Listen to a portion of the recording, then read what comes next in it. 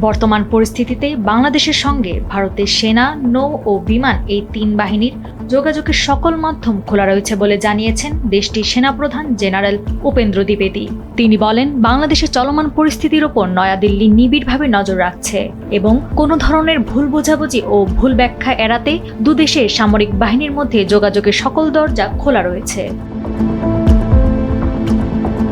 এছাড়া ভারতীয় সেনাবাহিনীর পক্ষ থেকে বাংলাদেশ সেনাবাহিনী প্রধানের সঙ্গে নিয়মিত যোগাযোগ বজায় রাখা হচ্ছে বলে জানান তিনি। শুধু তাই নয়, ভারতের তিন বাহিনীরই বাংলাদেশের সঙ্গে সক্রিয় যোগাযোগ রয়েছে। এ বিষয়ে জেনারেল দ্বিবেদী জোর দিয়ে বলেন, এই উদ্যোগের উদ্দেশ্য ছিল বাহিনীর মধ্যে স্পষ্টতা নিশ্চিত করা।